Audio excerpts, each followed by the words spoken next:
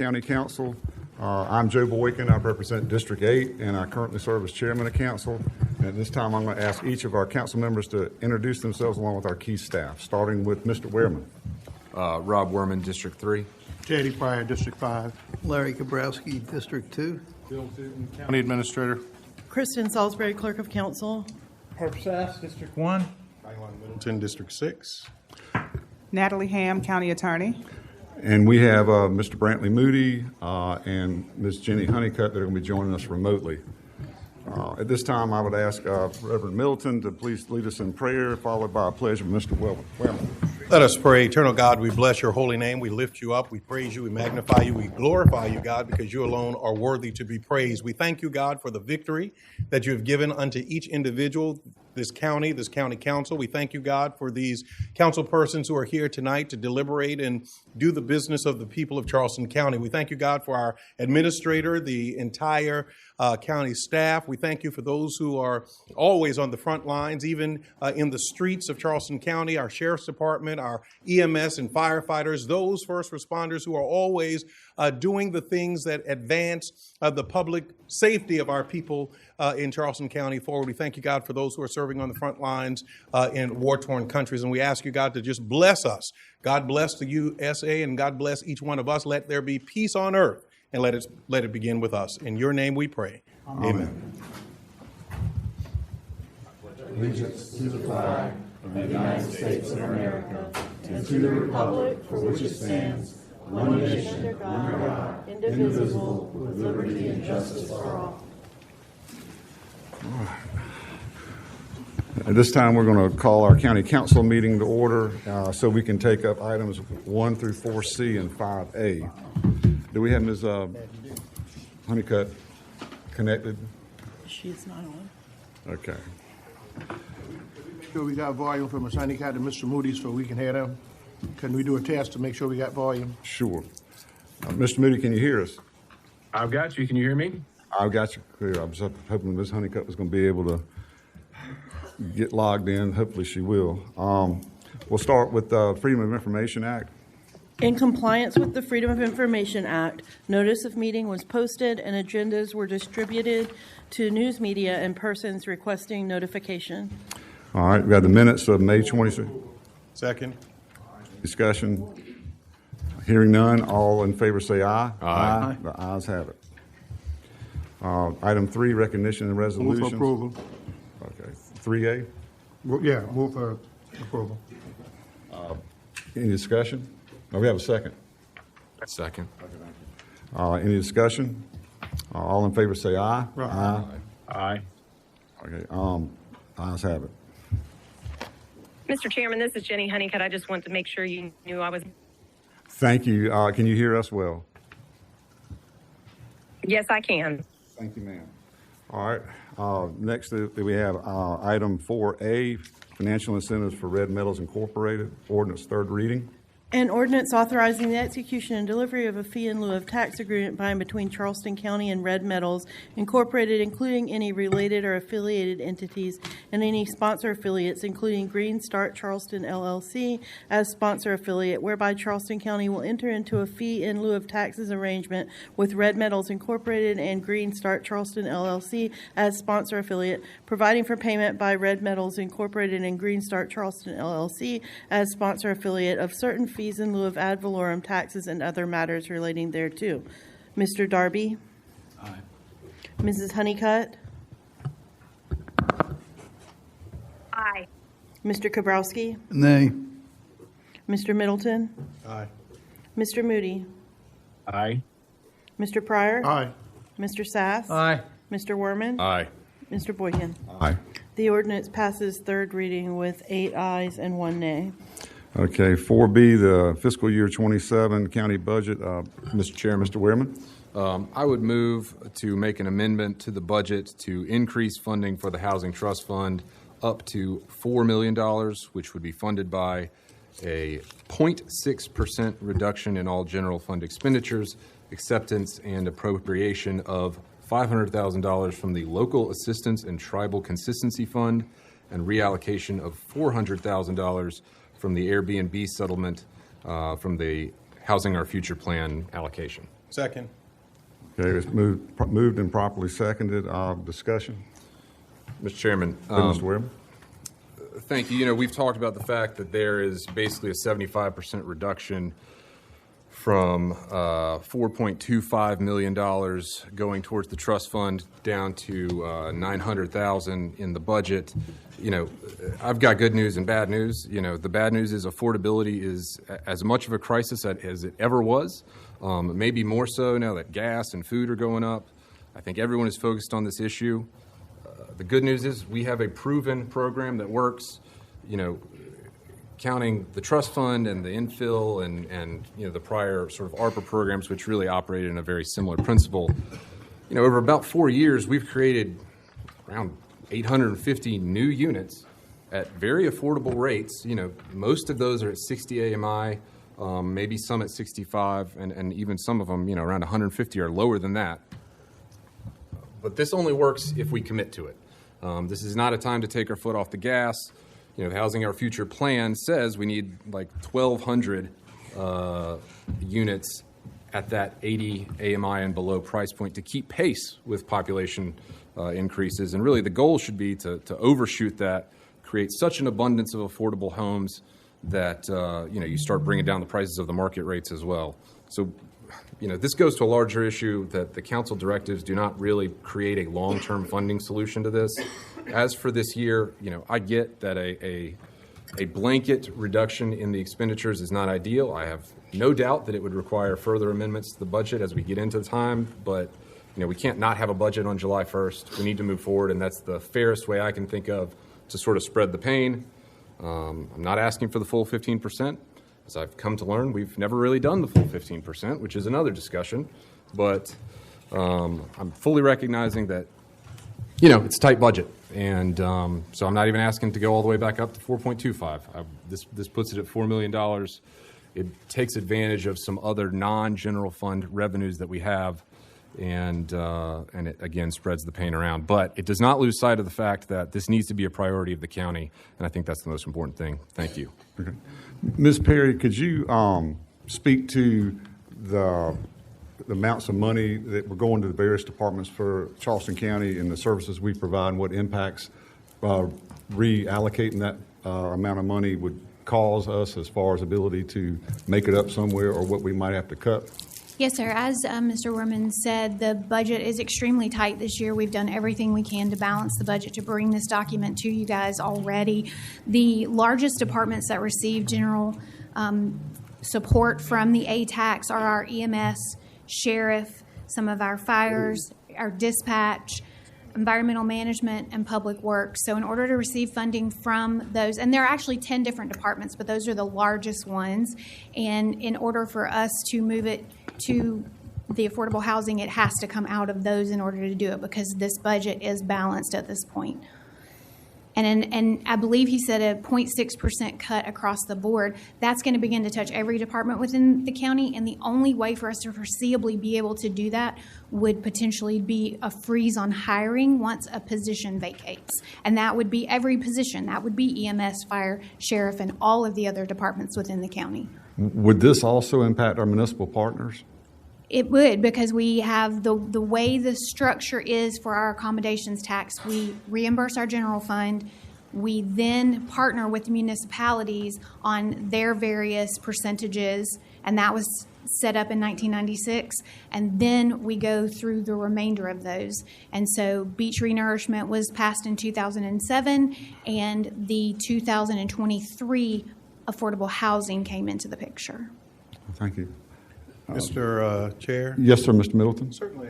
I do appreciate the conversation and discussion tonight on this particular matter. Definitely, I've said for all the years I've been here that the budget is a moral document, and it outlines, you know, the things that we value the most as a council, as our society, in our society, and certainly as we took a big leap forward years ago in order to not only contemplate but develop a plan, a Housing Our Future plan, in order to bring about more, you know, housing units, recognizing that we're in a crisis, realizing that no one can afford to live in Charleston County in the foreseeable future if we continue at the pace that we are without also providing those affordable options for individuals who work regular jobs, in my opinion, like teachers and firefighters and all of EMS workers and all of these same category of individuals who almost have to live in Orangeburg and commute back and forth every day in order to have a life that enables them to thrive or not work 10 jobs in order to make ends meet. If then we enshrined the affordable housing trust in the budget, we would not be piecemealing or finding ways to sustain it long-term moving forward. And I know that some people may already say, well, okay, we have, sort of checked the box and we've, locked up, a certain number of millions of dollars in the trust. And we hoped that through the ATAX and, the percentage that we set each time that those funds came, that would enable that revolving nature of that program to robustly live, in Charleston County. We have seen it. We've seen its success. We've gone to groundbreakings, ribbon cuttings. Those are living, we've heard the stories of individuals whose lives have been changed because now they can live in the same place where they work and or play and literally enjoy, in Charleston County. So at some point, the larger conversation has to be put the thing in the budget. The same way everything else is a budget line item and not a codicil or an aside or pulling from a pot that may or may not be there in the future, we have to lock it in if we're going to sustain the same way we're doing for all of these other things that are values of ours, including a transportation sales tax to continue programs that we want to see continued in this county.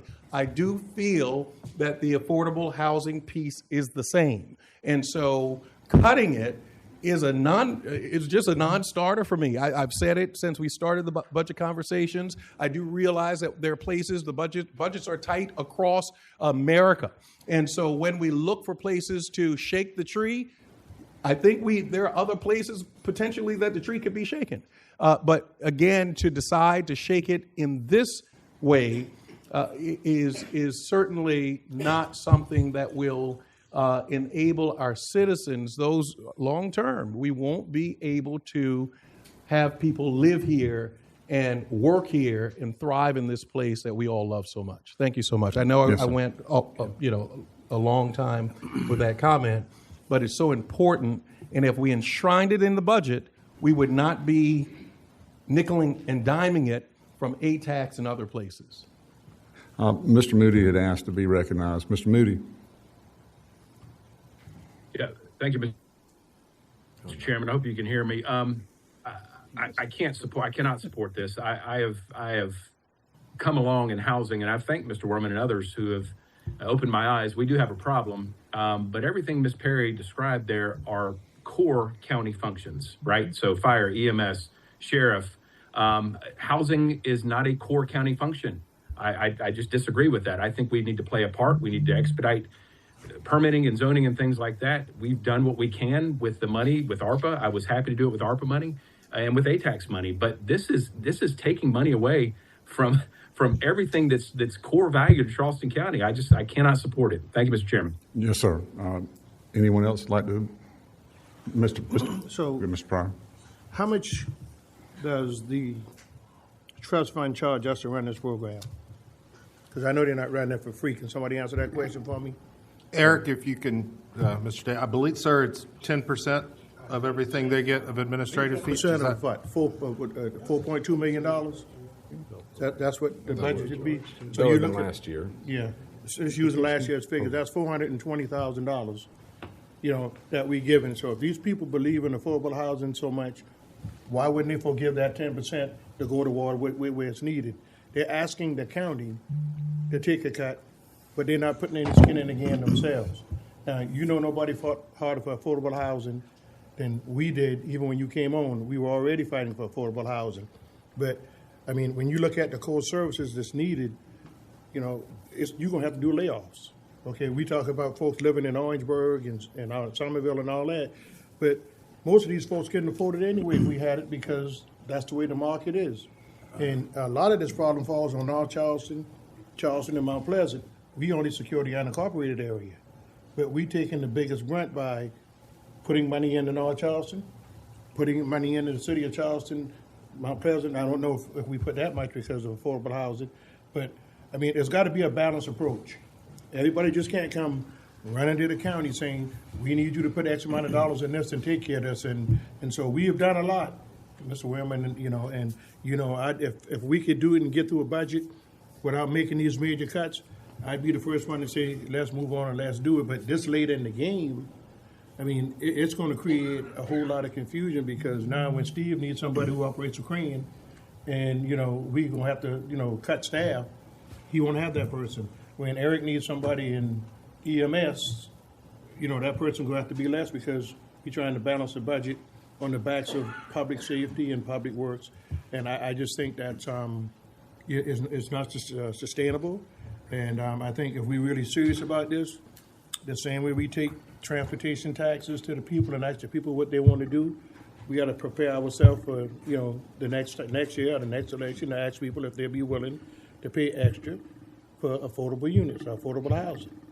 Because we have homeless people on the street now that we've neglected for so many years, and what are we doing to help the homeless people?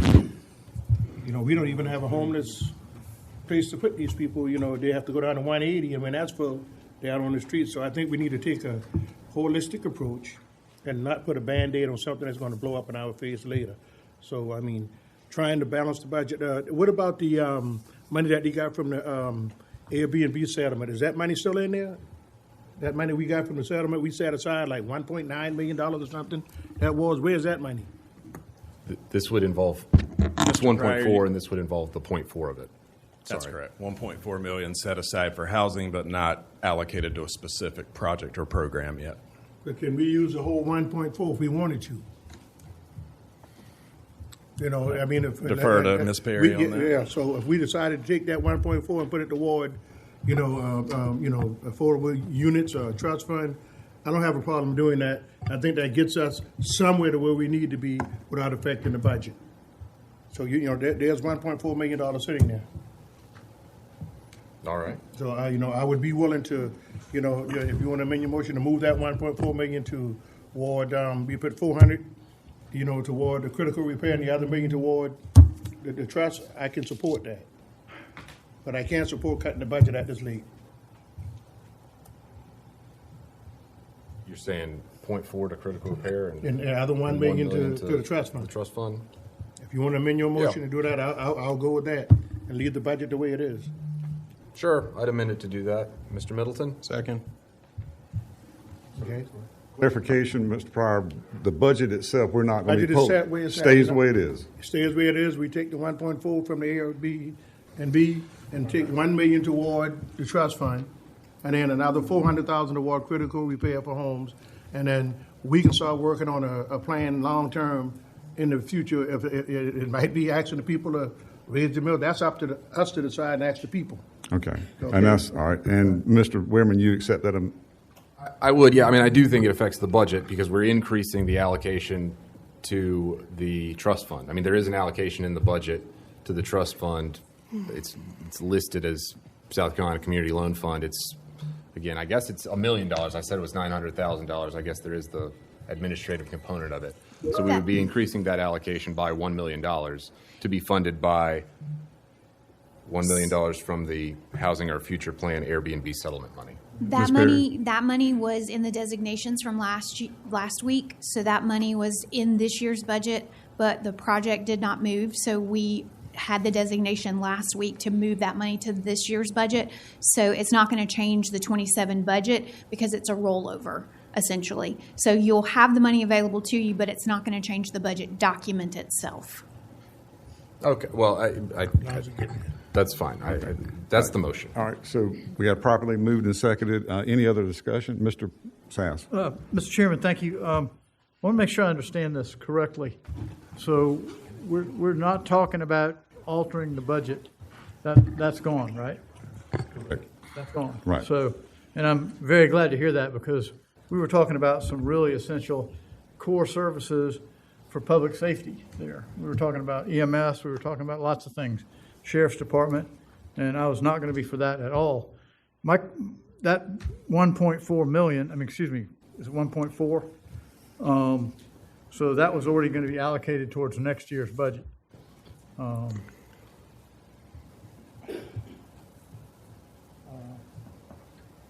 not sure how I'm going to vote on that. I'm not sure. I'm not sure if I'm for that or not. Okay. Thank you. All right. Any further discussion? Mr. Chairman, this is Jenny Honeycutt. Ms. Honeycutt, go ahead. I want to make sure I understand from finance staff, the $1 million that is currently on the table that we're talking about coming from the settlement fund, has that been allocated to any services in our budget already, or is it just sitting there? I'm not clear on where these funds are coming from. Ms. Perry? So the funds are from the $9 million settlement that happened at the end of last fiscal year, and they were set aside for Housing Our Future initiatives, but they never went back before the Housing Committee to determine where they would be spent. And so they became part of the designation that you guys passed last week to say, we know we're going to use them. We're going to use them for housing initiatives, and they were going to come back before the Housing Committee to actually allocate those funds. So what you're doing now is basically going back to the Housing Committee and allocating those funds to this purpose through this amendment. But only 1 million of the 9 million, correct? Well, so it was 1.4 million was what was still left available that was designated last week. Much of the other funding was spent in last fiscal year. And from your perspective, do we have any other needs? If these are already designated for housing, do we have any other needs that we would need those funds for? Ma'am, I believe that's a housing question. They were intending to, bring that back to the Housing Committee, so I think they would have to answer what they intended to use those funds for. Joe, this is very brief.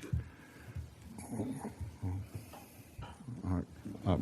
Mr. Darby? It's just a commentary, so it's not a question per se. Perhaps I may end in a question, but Mr. Werman, the real enemy of the high prices here in Charleston County is that of corporations and corporate investors.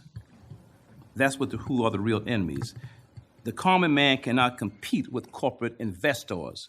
So as a question for you as a lawyer, Ms. Ham, and you don't have to answer it right now, perhaps later on, what can the county do to put some limitations on these corporations? Because again, we cannot compete with that. And I'd rather deal with the cause than the effects. And the more that we cannot rein in these corporations, the more these prices are going to go up. So the corporations and the corporate investors are the real enemy of poor people because they set the price and then we have to buy. So just a question, if I can talk to you later on, something that this county can do to rein in corporations. And you don't have to answer it now, but it's just a commentary, sir. All right, thank you, sir. Madam Clerk, will you call the roll? Mr. Boykin? Mr. Boykin? Mr. Moody? If I may, I want to make sure that I understand exactly what we're doing here, and pardon me. We are not voting to change the county budget as presented at third reading. Is that correct? That's correct. Thank you. Thank you. Madam Clerk. Well, just one quick thing. If it's going back to committee, why would we just, if it's not going to change anything, why not wait till then where we can hash it out and hear all the arguments? And couldn't we do then what's being proposed now? If you don't move it down, that money can't be put into the budget for this year. All right. Madam Clerk. Okay. Mr. Darby? Aye. Mrs. Honeycutt? Aye. Mr. Kabrowski? Nay. Mr. Middleton? Aye. Mr. Moody? Aye. Mr. Pryor? Yes. Mr. Sass? Aye. Mr. Werman? Aye. Mr. Boykin? Aye.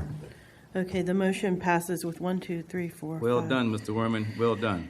8 ayes and 1 nay. All right, moving on to 4C special. Wait. I'm I sorry, have to read it. Sorry. I have to call the roll on the budget ordinance now. An ordinance providing for the levy of taxes for corporate purposes of Charleston County for the fiscal year beginning July 1st, 2026, and ending June 30th, 2027, hereinafter referred to as fiscal year 2027, making appropriations from the general fund and other funds of Charleston County for such purposes, providing for the levy of taxes for corporate purposes of Charleston County, providing for budget control of the appropriations by the Charleston County Council and the county administrator, and providing for the issuance of tax anticipation notes in an amount up to $100 million for Charleston County and up to $1 million for the Allendale-McClellanville Consolidated Fire Protection District as amended. Mr. Darby? Aye. Mrs. Honeycutt? Aye. Mr. Kabrowski? Mr. Middleton? Aye. Mr. Moody? Aye. Mr. Pryor? Yes. Mr. Sass? Aye. Mr. Werman? Aye. Mr. Boykin? Aye. The ordinance passes third reading with 9 ayes. Was that 4C or 4B? That was 4B. Thank you, okay. Moving on to 4C, Special Purpose District Budgets, third reading. An ordinance approving the budget for the fiscal year beginning July 1st, 2026 and ending June 30th, 2027, and directing the auditor of Charleston County to levy the necessary millage and the treasurer to collect taxes for the Charleston County Park and Recreation Commission, the North Charleston District, the St. Andrews Parish Parks and Playground Commission, the St. John's Fire District, and the St. Paul's Fire District, and providing for the issuance of tax anticipation notes in an amount up to $3 million for the Charleston County Park and Recreation Commission, up to $1,100,000 for the St. Andrews Parks and Playground Commission, and up to $1,500,000 for the St. John's Fire District. Mr. Darby? Aye. Mrs. Honeycutt? Aye. Mr. Kabrowski? Aye. Mr. Middleton? Aye. Mr. Moody? Aye. Mr. Pryor? Aye. Okay. Mr. Sass? Aye. Mr. Werman? Aye. Mr. Boykin? Aye. The ordinance passes third reading with 9 ayes. Okay, we're going to move on to second reading of ordinances, 5A, the 2026 Transportation Sales Tax Referendum. Mr. Wehrman. Yes, Mr. Chairman, I have a motion here. I move to amend the proposed ordinance as follows. 1, in section 2.4I, replace, or 2.41, I should say, replace the phrase, which may include but not limited to, with that include. 2, in section 2.41, immediately following the list of projects, add the following sentence. If Charleston County Council determines any project listed above is not viable, the sales and use tax revenues will be applied to any other project listed above. 3, make the same amendments described in items 1 and 2 to the ballot question contained in section 4.2. 4, throughout the ordinance, revise all references to Department of Revenue to read South Carolina Department of Revenue. Thank you. We have a second. Thank you, Mr. Kabrowski. Second. All right, Ms. Honeycutt. Any discussion? Hearing none. Sorry. I'm sorry, yes, no. Okay. Madam Clerk. You want me to call the roll on it? Yes, Okay. on this amendment. We're taking it just the amendment, right? Yes, Thanks, this is sir. just for the amendment. Mr. Darby? Aye. Mrs. Honeycutt? Aye. Mr. Kabrowski? Mr. Middleton? Mr. Moody? Nay. Mr. Pryor? Aye. Mr. Sass? Mr. Werman? Aye. Mr. Boykin? Aye. The motion passes with 7 ayes and 2 nays. Mr. Wehrman. All right, Mr. Chairman, I have another proposed amendment here. I move to amend the proposed ordinance as follows. 1, in section 2.41, immediately following the list of projects, add the following sentence. I've misplaced my sentence.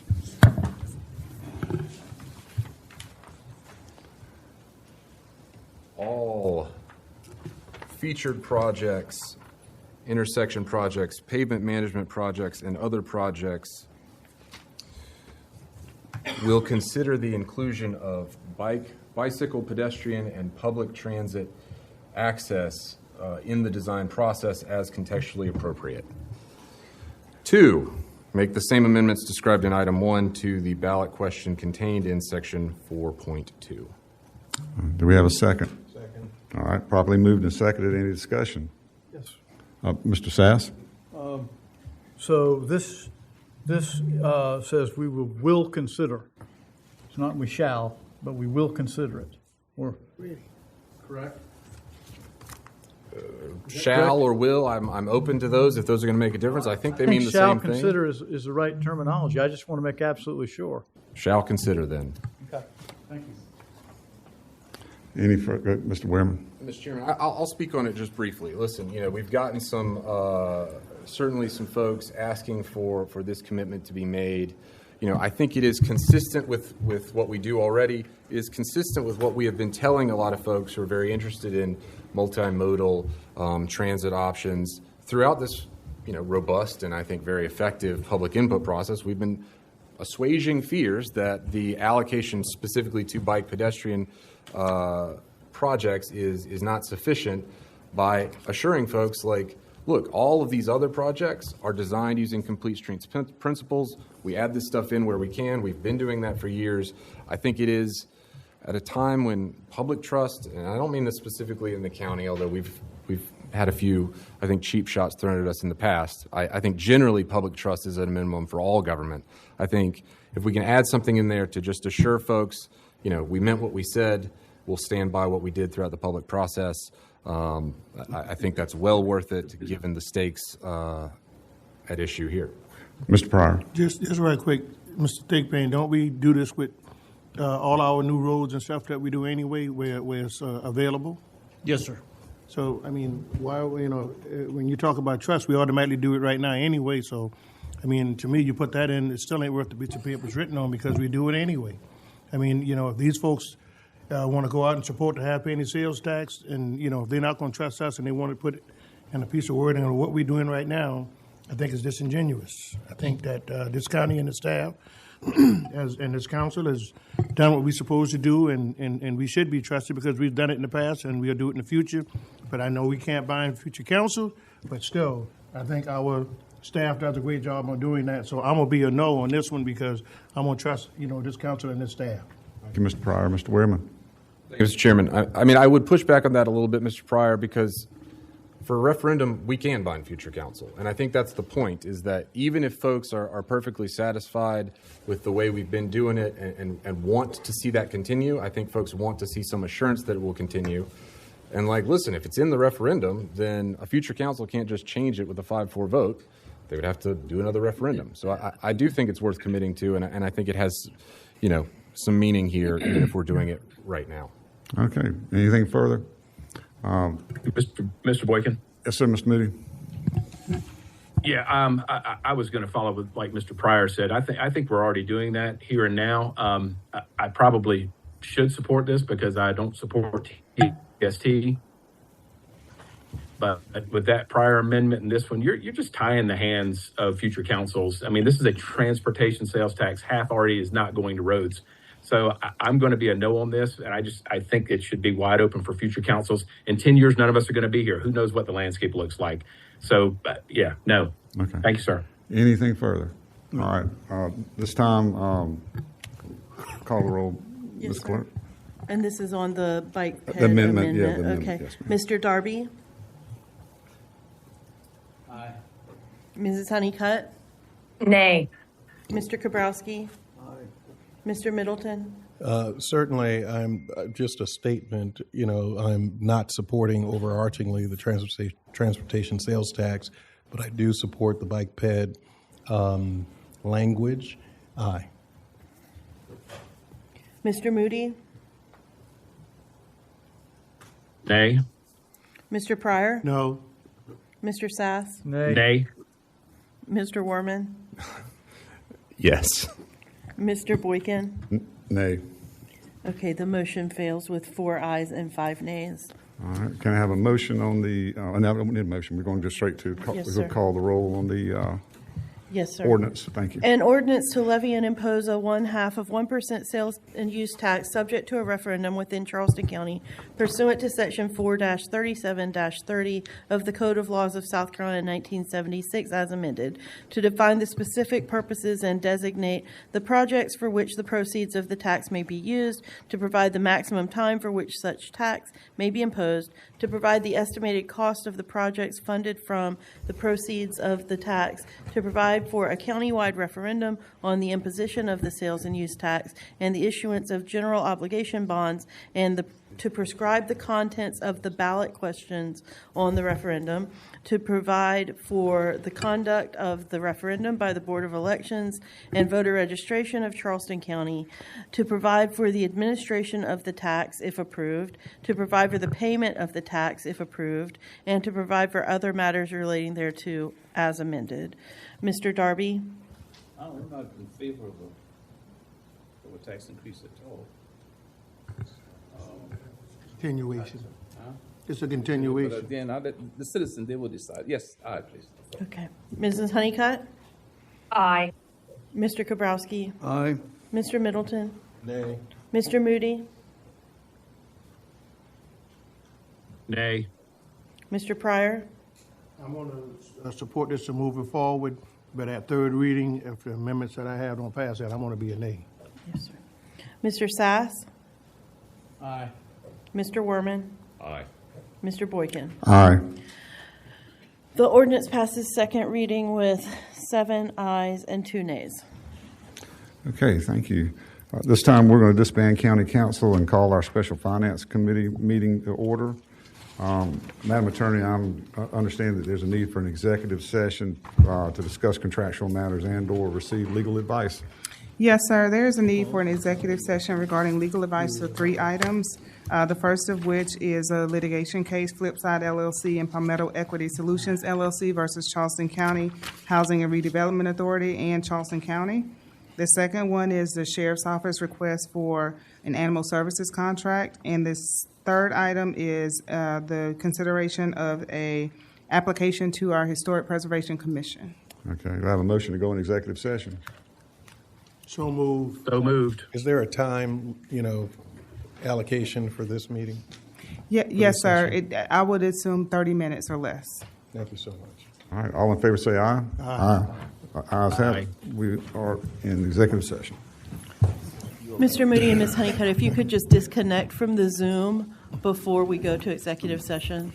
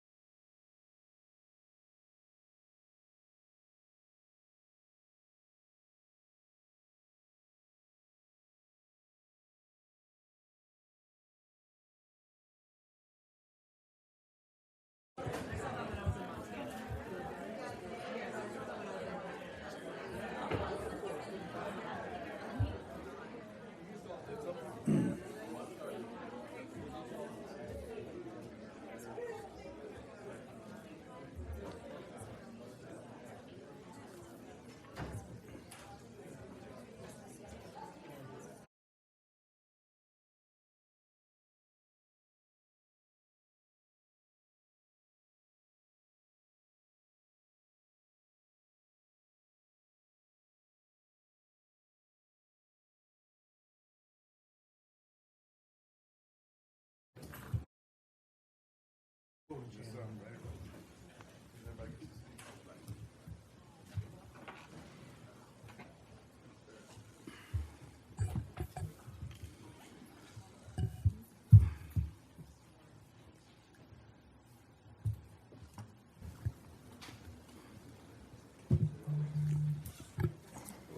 right, we have returned from executive session. We discussed the items that were listed on the agenda. No motions were made, no actions were taken. This time I'm going to recognize Mr. Sass. Thank you, Mr. Chairman. I move to issue a certificate of historic appropriateness to Charleston County School District for case number HIST-04-26-00188. Do I have a second? Second. All right. Any discussion? Ms. Ham? Yes, sir, Mr. Based Darby. upon my position with the school district, if I were to vote yea, would I be violating any ethics commission edicts? I cannot answer that question because I don't provide ethical advice, Yes, Mr. ma'am. Darby, No but problem, ma'am. I can understand you wanting to abstain. Thank you, ma'am. Yes, sir. But if Mr. Darby is not profiting from this personally, so Mr. Darby, I don't see why you're not profiting from this. But you got $500 for them when they charge me? When I Yes, vote sir. yes? Okay. Okay. Yes, sir, but you're not benefiting from this. All right. Thank you, sir. All right. All in favor say aye. Aye. Opposed? Aye. The ayes have it. Was Okay. it just Mr. Kobrowski a nay? Mr. Werman, were you a nay as well? No, I was a Okay, nay. okay. Sam, will you check to make sure Mr. Darby is right? So if he needs to change his vote, he can do that. Can you? Yeah. The lady gave us her number. All you got to do is call her. Time we're going to adjourn our What was the special final finance count, Mrs. committee Salisbury? and move into public hearing. Oh, yes, sir. Notice is hereby given that Charleston County Council will hold a public hearing on Tuesday, June 23rd, 2026, regarding an ordinance authorizing the conveyance of a portion of Betsy Carrison Parkway right-of-way into the corporate limits of the town of Kiowa Island. We have one speaker, Anthony Bryant.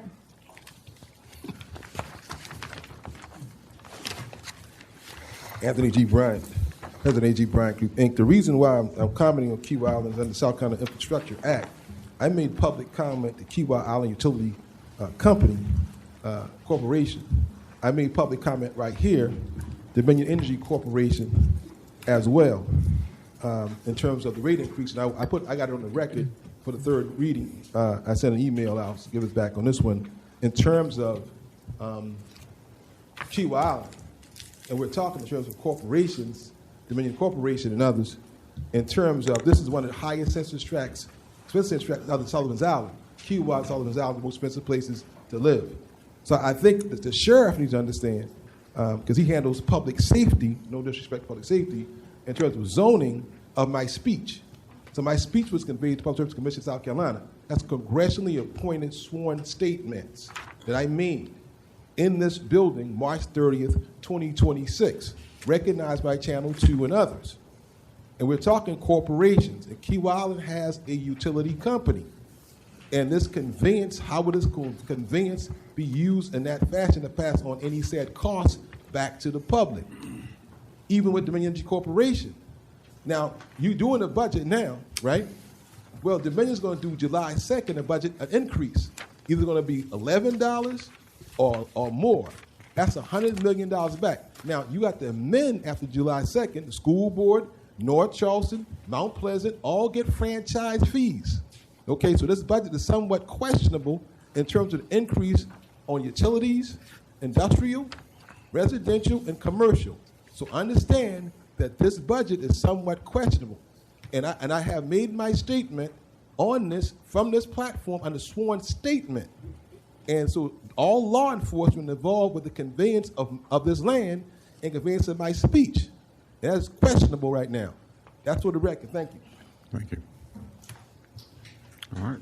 That's it. All right. Then we just have public comments. Yes, ma'am. At this time, we're going to move into public comments. Speakers are limited to 2 minutes each and are reminded to abide by the code of conduct they agreed upon when they signed up to speak. Ms. Worcester. All right, we have over 15, but the first person is Anthony Bryant, followed by Thomas Tisdale, and then Emily Cates. here with my nephew. I did not know my nephew was Keith Anthony Bryant. He's an inmate in Charleston County Jail. I'm his uncle. I've made public comment against law enforcement for years, against the court, against Joe Dawson, against many. Now, that's my nephew. That's my brother's son, right? My brother who's deceased son, who worked in Charleston County School District, in which you talked about that. We have a right to make our opposition. He went to Berkeley County Schools too. 2A high school all-state basketball.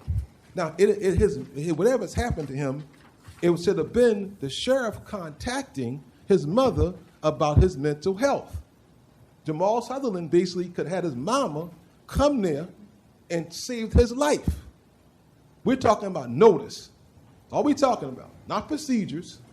Just the sheriff contacting his mama, letting him know he had a meltdown. That's my nephew. I'm not ashamed of that. He's still living. So the bottom line is the sheriff and others in law enforcement must, and I don't think public safety Eric Watson. That is an ultimate gentleman, an ultimate professional. And I appreciate him getting notice back. I got notice today from my sister-in-law about my nephew who had a meltdown. Simple as that.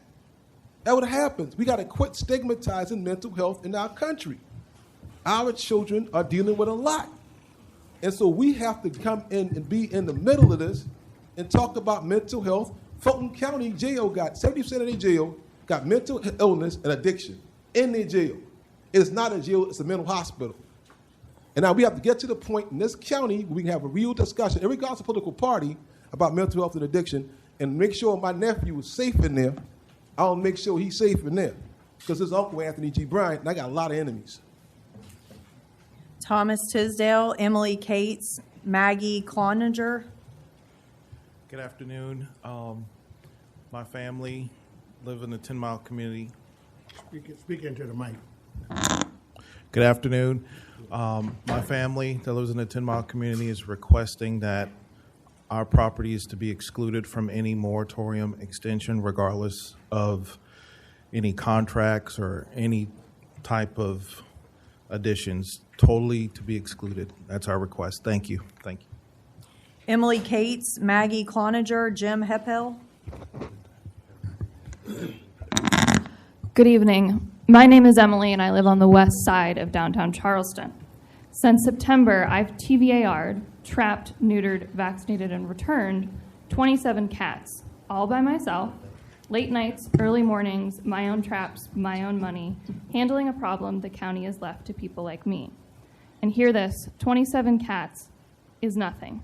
It's a drop in the bucket next to what others in this room have done. You should thank them.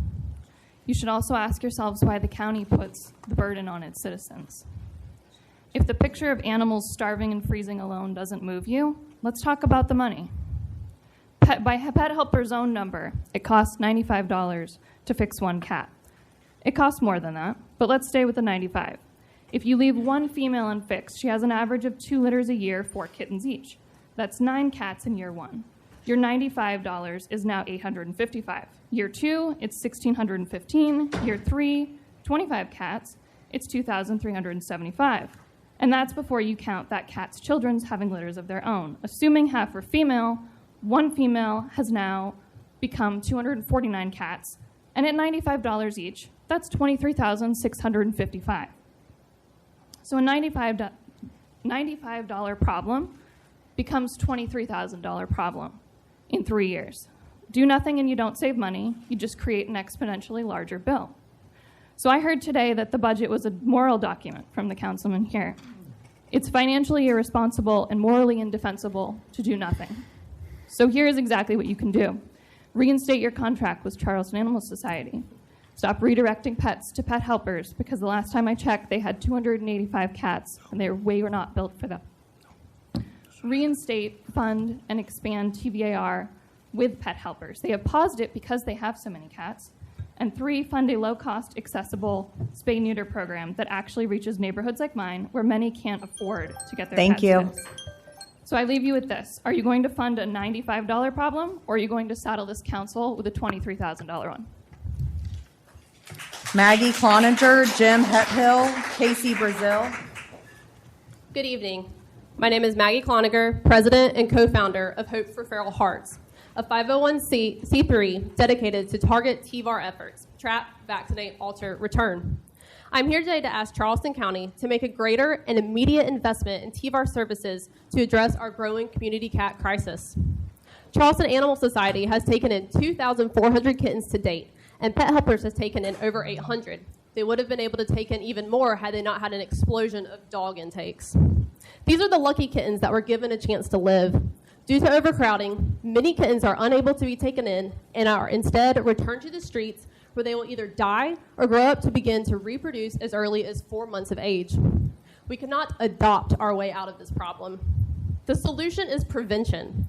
TVAR has been proven nationwide to reduce outdoor cat populations over time while lowering shelter intake, lowering nuisance complaints, and lowering long-term costs. The advice to just stop feeding them is inhumane. Pet Helpers has paused their TVAR program due to overwhelming shelter intake. This only perpetuates the problem, as more unaltered cats will reproduce in the unincorporated areas of Charleston County, resulting in a higher volume of kitten intakes. Potential solutions include funding high-volume TVAR clinics through private vets, providing grants to nonprofits or nonprofit organizations performing this work, or hiring a county veterinarian dedicated to high-volume TVAR surgeries until the cat population is under control. This is not just an animal welfare issue. It is a fiscally responsible investment. I ask you to continue this conversation with myself and other animal welfare organizations to develop proactive, long-term solutions. This issue is deserving of more than 2 minutes of your time.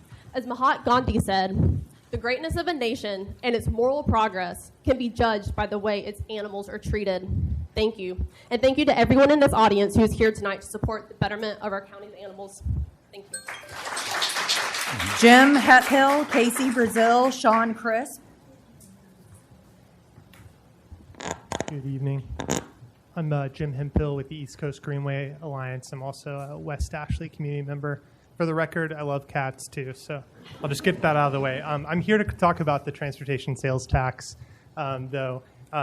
Unfortunately, I missed the public hearing, was out of town, so I wanted to just show up for one and say, I really appreciate the process, the transparency, the data-driven process that got us to the list that we have this go around. So I think I want to commend the council, staff, the consultant team for getting us to where we are now. I also would love for you all to reconsider the vote that you took earlier tonight on Councilman Wehrman's amendment regarding complete streets. So I totally hear the argument that was said regarding this is what the county is doing. It's what it's ingrained in the county's DNA. Trust me, I know that the county is building the East Coast Greenway through these transportation sales tax projects. So Main Road Segment A, even Highway 41 has a small sliver of the East Coast Greenway. I don't think it's about a lack of trust. I think what it is about educating the public on what is in this referendum. So I don't think that the public fully understands that this is what the county's policy already is. I think most members of the public think, oh, we're getting 1.7% of this going to bike ped. We, East Coast Greenway, Charleston Moves, CCL, and the Conservation League hosted our own public meeting as part of the TST, and we heard from so many people that are really excited about the bike ped improvements that could be possible. So I think this is really about getting those folks excited and getting those folks educated on, this is our policy. We include bike ped and transit in all projects. So please I just ask you to reconsider the motion you made before third reading, and appreciate Councilman Wehrman for bringing that up. Thank you. Casey Brazil, Sean Crisp, Catherine Perkins. Good evening. My name is Casey Brazil. I think you can tell we have a lot of animal lovers in the crowd tonight, and we're here because we really want to see a change in our county. My most recent foster dog, Kaya, tragically did not survive the neglect that she endured, and I'm here to be her voice and the voice of others in this community.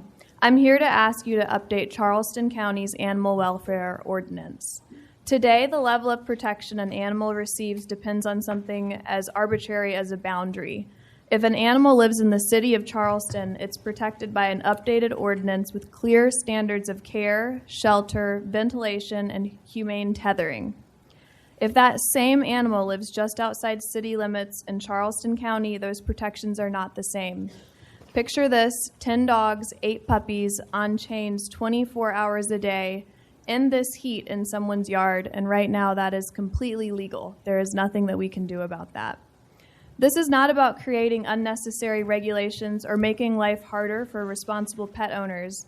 It's about giving animal control officers clear and objective standards that they can enforce before this neglect becomes cruelty. Other South Carolina communities have already demonstrated that these reforms work. I urge you to take a look at what Greenville County passed. It has strengthened its ordinance with more objective care standards, and the city of Charleston also adopted the tethering requirements as well. And these aren't experimental ideas. These are practical policies already being introduced successfully right here in Charleston. So I encourage continued support for stronger protections against cruelty and neglect. Please review what Greenville County did. They're a great best practice, and we really need change now to save these animals from more days of future suffering.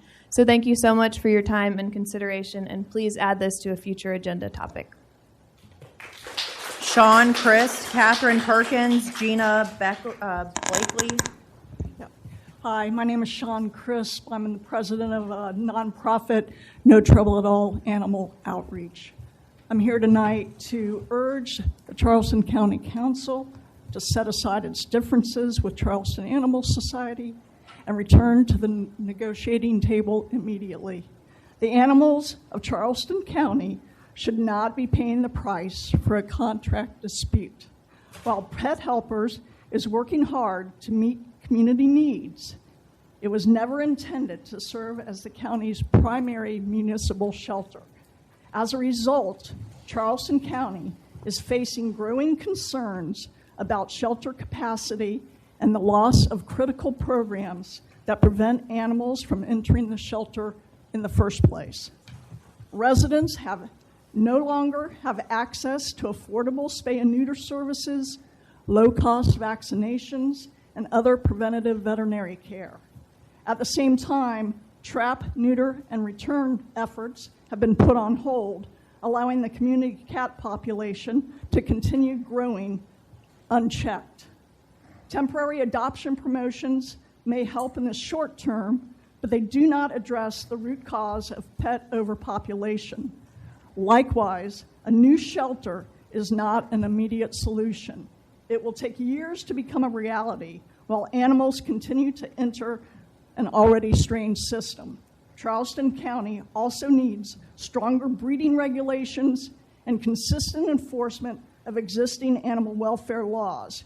Irresponsible breeding, abandonment, and neglect continue to contribute to pet overpopulation, placing an ever-growing burden on shelters, rescue organizations, and the community as a whole.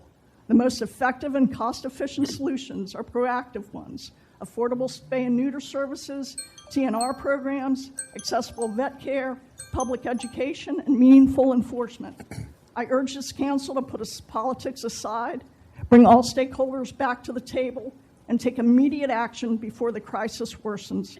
The animals, shelters, and rescue organizations and residents of Charleston County deserve better. Thank you. Catherine Perkins, Gina Blakely, Joy Smith. Good evening. My name is Catherine Jaskovich Perkins. What immediate steps are being taken to reduce overcrowding at Pet Helpers? What plans are in place to expand affordable spay and neuter services for owned pets to prevent more unwanted litters from entering an already overwhelmed system? What pet retention programs are being developed to help families keep their pets and prevent unnecessary shelter surrenders? How will the county increase animal control resources and enforcement of existing animal welfare ordinances? Let's be clear, free adoption promotions alone are not the solution.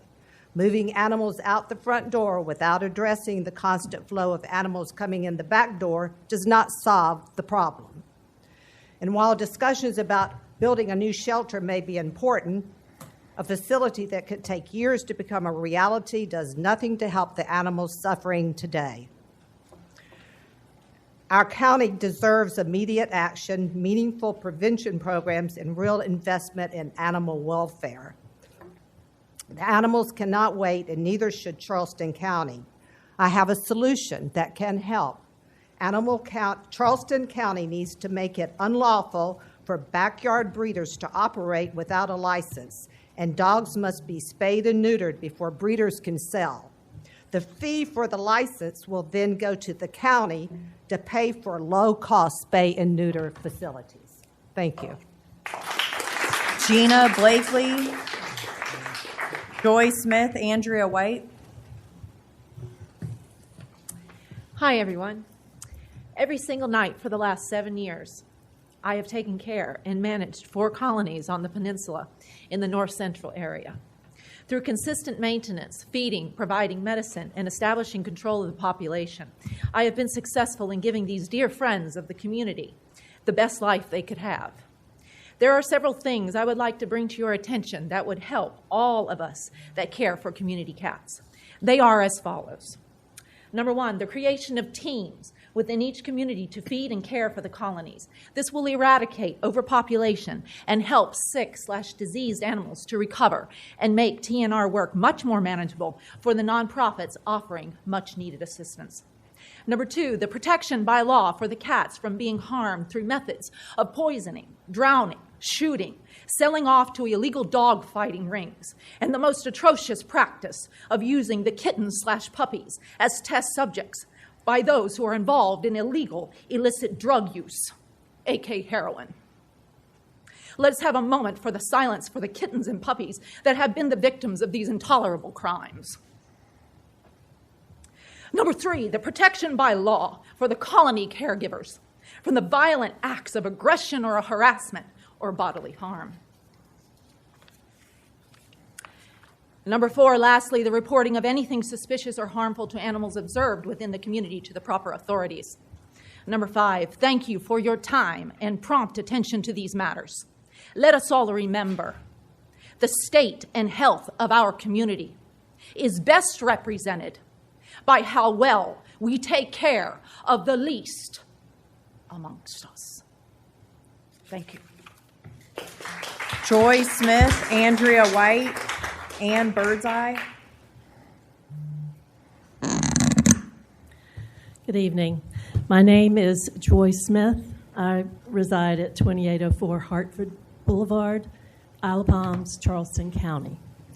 I'm co-president of the Charleston Area Justice Ministry and a member of St. Stephen's Episcopal Downtown. We are so grateful for your work to establish and initially fund the Housing Our Future Trust Fund. The state of South Carolina recognized that as a lack of workforce housing that hurts all of us and chose to make 15% of the accommodations tax funds allocated to cities and counties available to increase the stock of workforce housing. You quickly and wisely moved to invest those funds in a trust fund, the number one goal of your Housing the Future plan. You dedicated $12 million over the first 2 years with a commitment to continue funding as recommended by that plan.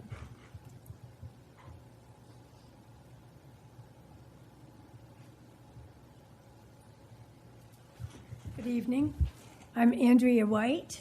I live at 1351 Battalion Drive, Charleston, and I'm representing the Charleston Area Justice Ministry. I'm a member of Mount Pleasant Presbyterian Church. We are pleased that the South Carolina Housing Trust Fund, which received authorization to begin its work March 25th, 2025, just 5 months ago, has 1, established a board, 2, advertised the opportunity to developers, 3, accepted applications, 4, reviewed the applications and negotiated with the applicants, and 5, awarded over $6.5 million, or over half of the funds allocated to date. These loans are in process to provide 209 affordable homes in Charleston County, and these loans will be repaid in 4 to 5 years. Providing these loans has enabled both not-for-profit and for-profit developers to leverage additional funds from other sources, and this will help build capacity to provide homes to our families because of your investment. Look what you have done. What a success, with more to come. Thank you. Ann Birdseye, Paul Snyderwine, Katie Zimmerman. My name is Ann Birdseye. I live at 1826 Somerset Circle, West Ashley. I'm representing the Charleston Area Justice Ministry, and I'm a member of Circular Congregational Church. And I'd like to ask everyone from CAJM that's here tonight still to please stand and remain standing, please. We were frustrated to learn of the dramatic cut in funding to the Housing Our Future Trust Fund. While the accommodations tax revenue has gone up this year by over $1 million to $30.8 million, the funds allocated to the South Carolina Trust Fund for Housing has been cut 76.5% to $900,000. We appreciate the allocation that was made tonight, but that only brings us up to less than half of the amount that was expected. A successful trust fund depends upon a reliable source of funding. This is a wise investment in the future of our families and in the ability of all families to have a safe home. And this funding is especially important as the South Carolina Trust Fund starts up, becomes established, and awaits repayments of its initial loans. Keep your promise. Keep your commitments to our community. Correct this error, if not for this year, for next year. Make the commitment a line item for the Housing Trust Fund. Help our families, help our workforce live in Charleston County. Thank you. Paul Snyderwine, Katie Zimmerman, Richard Habersham. Hello. I'm Paul Snyderwine. I live at 674 King Street, Mount Pleasant. I am with the Charleston Area Justice Ministry and the Circular Congregational Church. I so appreciate the advocacy that I heard for public housing this evening. And it was so enlightening to hear all of the relevant discussion about the budget. And I was pleased that at least the compromise gaining the additional $1 million, making it $2 million, could come about. Thanks. Now, when I heard about the cut in the trust fund, I didn't know anything else about it. I suppose I kind of wrote a micro rant, which I'm just going to share. It's just how I felt this morning. Let's see.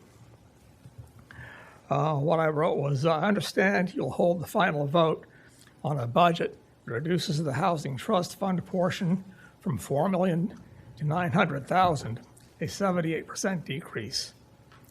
I felt this was bewildering and shocking. Citizens worked hard a few years ago to get this fund to address a housing crisis that, with inflation in food, medical care, and rent, has become much worse. How many duplexes can even be built for $900,000?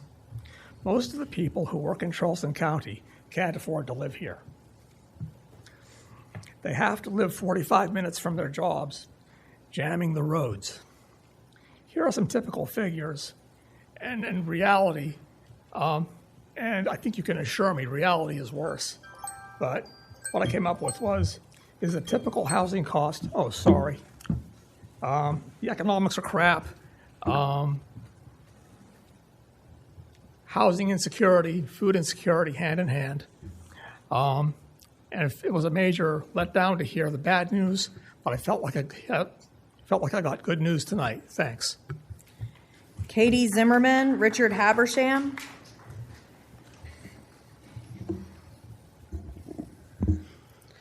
Hi, I'm Katie Zimmerman, Executive Director of Charleston Moves and cat lover. I wanted to provide some comments about the transportation sales tax ordinance language. Thank you so much for your discussion earlier around trying to incorporate complete streets language into the TST ordinance. Some of you might remember that I had suggested that language several months ago after one of the drafts of the TST, and I was getting calls from some of you about how to best shift money from Bike Ped to the Greenbelt program, and still have the public be okay with that. So I had suggested at the time incorporating complete streets language into the ordinance so the public could understand that Bike Ped improvements are not limited solely to the Bike Ped program, especially since money was being shifted to Greenbelt from the Bike Ped program. So that's where that language suggestion came from initially a few months ago. I want to echo what Jim Hemphill said a little bit ago. I would really appreciate y'all reconsidering and adding that language per Councilmember Wehrman's suggestion back into the ordinance. I think that would be really helpful for the public. I think it would better reflect your values as a council and as Charleston County staff already has been doing a fabulous job of incorporating complete streets principles. To Councilmember Moody's point earlier, if y'all aren't going to be here in 10 years, that's kind of the point of all of this, right? Like I trust inherently the current staff. I trust inherently all of you.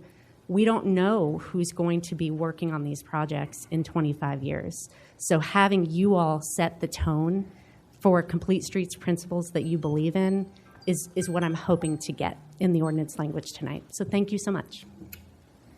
Richard Habersham. I'm Richard Habersham at 2938 Bennett Charles Road of the Phillips community in Mount Pleasant. First, I'd like to thank y'all when y'all started the historical designation for the settlement community. It's working, and we appreciate that. I spoke to Carla Pinckney of the 10 Mile community, which she's president, and Carla Richardson out of the Hamlin Beach community, and we all support for y'all to extend the moratorium on large development in our community.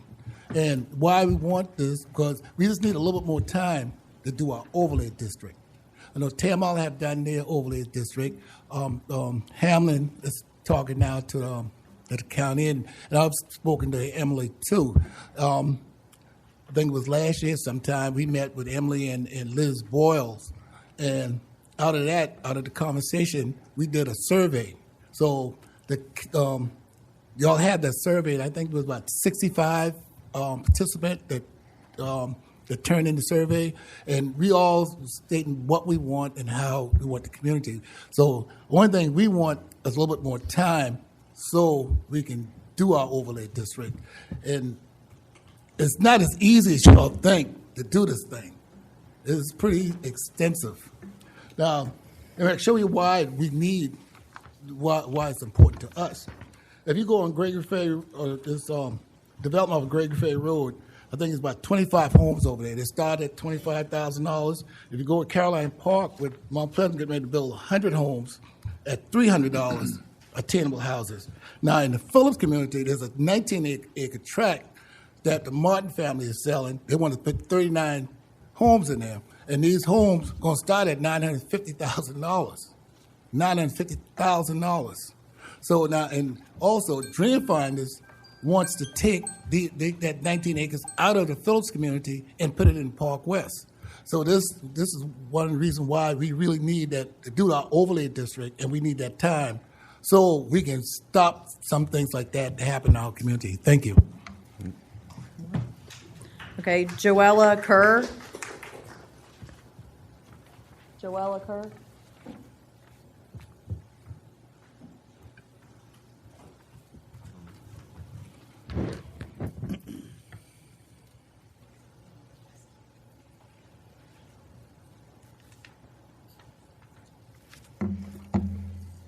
Good evening, council members and everyone here, especially cat lovers.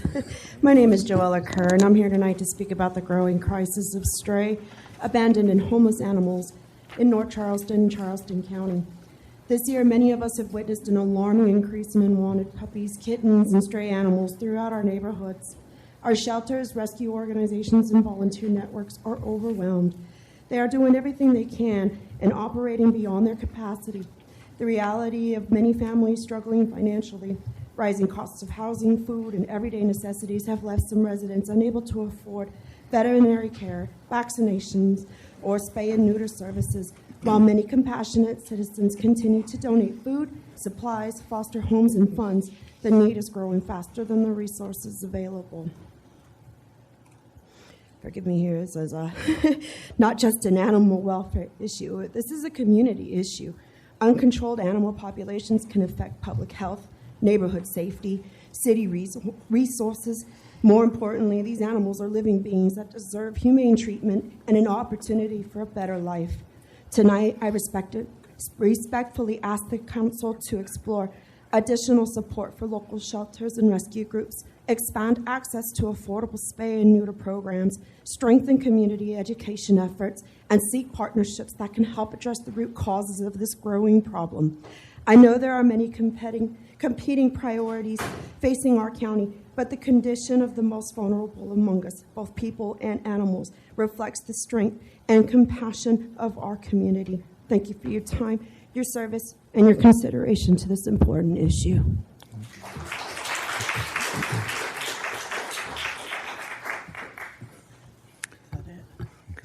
At this time, we're going to reconvene our county council meeting. Yes, Mr. Chair. Pardon me, sir. Just a couple of points I'd like to make.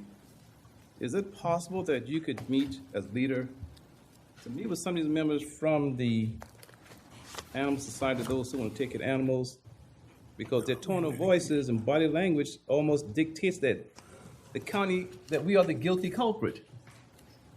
And I don't want them thinking that we are the holdup, sir. And perhaps you and Ms. Ham can't get into all the intricacies, but I think something needs to be explained to them, because to them, we are guilty. And as a part of this council, I don't want to be involved in that, because I'm not guilty of not trying to help. So it's just a suggestion, sir. If I may respond, secondly, if that's okay. And secondly, if not, that's fine. And secondly, to Gajam, Chair, or the Charleston area. Mr. Darb, just a point of order. That was public comment. We're trying to move into the. I understand, sir, but I have a right just to make a point, sir. Mm-hmm. I have a right to make a point, Mr. Chairman. Sure. And I'm through with that point, sir. Yes, sir. I'd like to make another point as well. And to the members of Kajam, I'm not being facetious, because this county is a great supporter of Kajam. When you ask for 10 million, we gave 20. And Mr. Werman came back, we're now giving more. My question, or my point is, every Sunday, all those churches which are a member of Kajam, every Sunday, they put in hundreds of thousands of dollars on Monday, every Monday, hundreds of thousands of dollars in the bank, if not millions of dollars. And I am of the opinion, if Jesus, the man, were here, if he needed assistance financially, he would go to the church first and then come to government. So I'm just thinking that Kajam needs to have buy-in as well. What are you all doing to assist housing financially? Because if you are, I would like to know. Because again, we are on the same team. I'm not saying to be facetious, because I want to help, but at the same time, you all have hundreds of thousands of dollars, if not millions of dollars, and what has Kajam contributed to the poor in terms of housing? And I dare say you haven't given any financial contribution except on an individual basis. So again, just let me reiterate, I'm not saying to be facetious, but we all are on the same team, and we must pull together. And if the churches can make a donation, why not try to help housing that way as well? All right, moving on to reconvene county council. Moving with item 4D, third reading of ordinances. Yes, sir. An ordinance amending the Charleston County Comprehensive Plan, map 3.1.13, DuPont-Wapu Area Overlay Zoning District, to amend the zoning and future land use designation for the real properties located at 1824 LC Drive and 1829 Belgrade Avenue, parcel identification numbers 350-0100110, and a .12 acre portion of 350-0100014 from Job Center designation to light commercial residential office designation. Mr. Darby? Aye. Mrs. Honeycutt is absent. Mr. Kabrowski? Mr. Middleton? Mr. Moody? For this down zone, aye. Mr. Pryor? No. Mr. Sass? Oh, is absent. Mr. Werman? Thank you, Mr. Moody. I thought that's what this one was. Aye. Mr. Boykin? Aye. Okay, the ordinance passes third reading with 5 ayes, 2 nays, and 2 absent at the time of voting. 4E. An ordinance rezoning the real properties located at 1824 LC Drive and 1829 Belgrade Avenue, parcel identification numbers 350-0100110, and a .12 acre portion of 350-0100014 from the Job Center JC zoning district to the residential office RO zoning district within the DuPont Wapu overlay zoning district. Mr. Darby? Aye. Mr. Kabrowski? Nay. Mr. Middleton? Aye. Mr. Moody? Aye. Mr. Pryor? No. Mr. Sass is absent. Mr. Werman? Aye. Mr. Boykin? Aye. The ordinance passes third reading with 5 ayes, 2 nays, and 2 absent at the time of voting. 4F.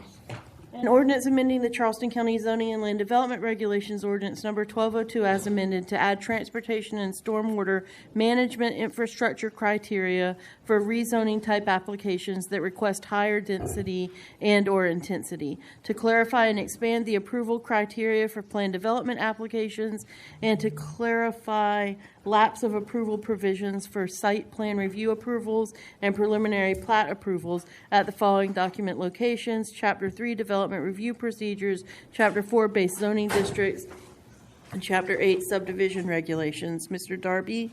Aye. Mr. Kabrowski? Aye. Mr. Middleton? Aye.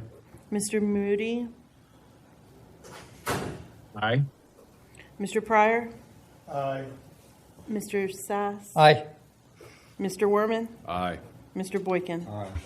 The ordinance passes third reading with 8 ayes and 1 absent at the time of voting. 4G. An ordinance amending the Hamlin Beach Community Historic Designation to adopt an area character appraisal and identify 37 additional contributing resources.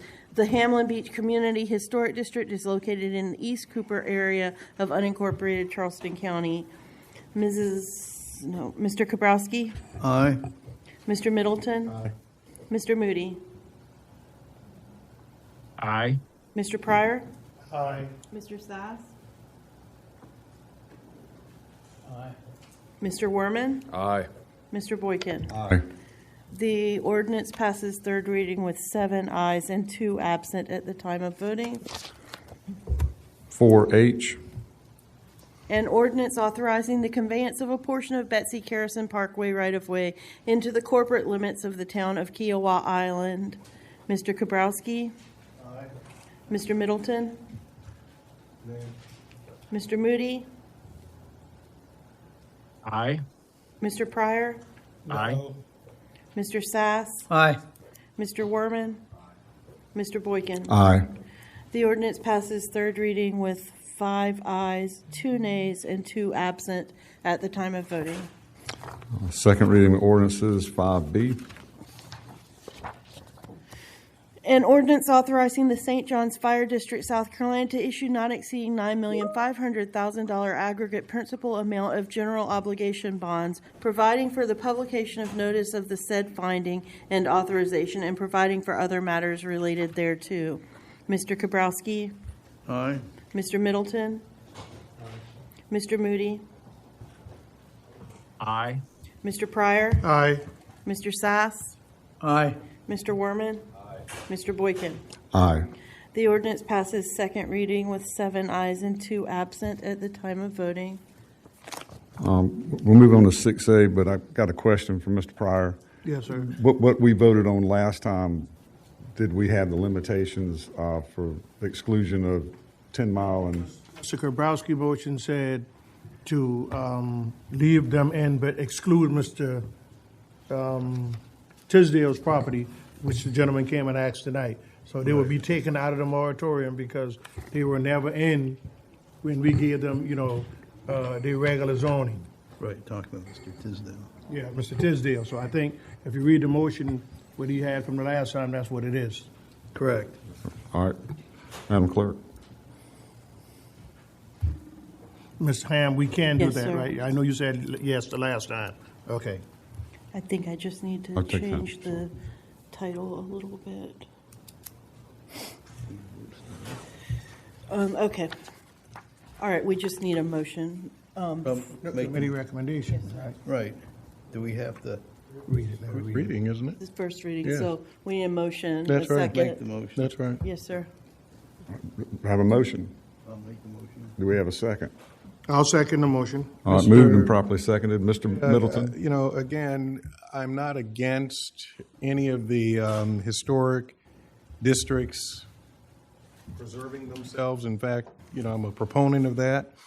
6 years ago, I remember going out to many of the settlement communities, pushing and advocating and, hopefully being a trusted voice that they sign on to the historic preservation. I mean, it was like, they were not trusting, they were certainly slow to come on board. And so we were going out community by community. And in some cases, it took a beating, just trying to get the information out. So my question is, how much time should it take, for all of these things to come to fruition? Because that was 6 years ago, and I know I was out there from community to community, and then finally when some of them came on board, if they had done it way back then, I think they would have been well along the way of having all of the protections and the additional things. So I just wanted to say that I think it's been enough time, and then the moratorium as extended those years ago was to also give time to do all of these things, and some people were still on the fence. So there's a program to protect you and help you, but you have to sign up, and you can't be slow to do that. Thank you, Mr. Middleton. Mr. Moody? Thank you, Mr. Boykin. I don't support moratoriums, but I thought Mr. Pryor's motion last time was reasonable to the extent that moratoriums are reasonable, which they aren't. But excluding Mr. Tisdale, I think is nice, but I think that's spot zoning, and I don't think it helps other folks that want to do things. I'll reiterate my position on moratoriums is code for I'm out of ideas, and it's a damage to property rights, and I can't support it. Thank you. All right. Mr. Pryor? Yeah, thank you, Mr. Chair. To Mr. Middleton's point, some of these 10 Mile started 2 years ago. Staff says it takes about 24 months to go through these, and the other historical communities have just started, and it's going to take another 24 months to get them through. Now, and the reason I'm leaving the 10 Mile in is because it was explained to me, and as well by staff, that they need their last out of the three to the character appraisal part to actually fully protect them. And so that's not with the 10 Mile, and so that's why once the 10 Mile gets the character appraisal, if they want to come and actually be out, we can do that at a later time. But these other places like, Hamlin and Snowden and the Phillips and Beefield, they didn't have the representation. Now that they have it, they're asking for it. And so that's why I'm saying give them the time to do it. This will be the last time you hear me ask for a moratorium, for these people, because 24 months is long enough. But I don't want them to get caught up. You heard Mr. Habisham say what he said, that they're just starting their process, but they have already started these homes to go out there in that track. So, by the time they get this finished, they may have, hundreds of homes out there if we don't do something to help them. And so that's why I'm supporting moving this forward for another 24 months and hoping you would see likewise. Ms. Melisick White, just had a quick question for you. As to the 10-mile community, would 6 months be enough for them to wrap up what they have to complete on that third phase? I am not sure. They've been Okay. working on their ACA for quite some time. I talked to Ms. Pinckney the other evening after council to find out where they were. She thought they might have it to us in another couple months, so hopefully they will. And then it'll have to go through the HPC and council adoption process. Okay, that was my only hesitation, Mr. Pryor, was Yes. to put the 24 months on 10 Mile if they don't require that long of coverage. I could. Well, let me ask you this, and Ms. Ham, if we have the language to say once they have received their character appraisal, all three, they automatically is excluded from the 24 months. Is that something that we can put in this motion? Because I don't want to put us in a legal position. Because if it expires, development is going to boom. I mean. So I think that you can amend the motion to include that once 10 Mile receives their area character analysis, and is that something that gets adopted by council? Yes. Then what I would suggest is at the time of that adoption, you also remove them from the moratorium. Okay, so. If y'all could make that amendment. Can you make that amendment, Mr.? I would not, because that's a contingency. We don't know what will happen then and what the pleasure of the council will be then. Some members oppose the moratorium, some are in favor. So we don't know that, and we don't know how many months. And I'd say that the 10 Mile, all these historic settlement communities have been there since after the Civil War. I mean, I don't think 2 more years is asking too much. We don't know if we're going to err on the side of what's going to happen. I'd rather err on the side of protection. We heard from the 10 Mile community that they want this extra time and that they need it. And I don't see what the rush is to end it. Let's err on the side of preserving it, as Council Member Pryor said.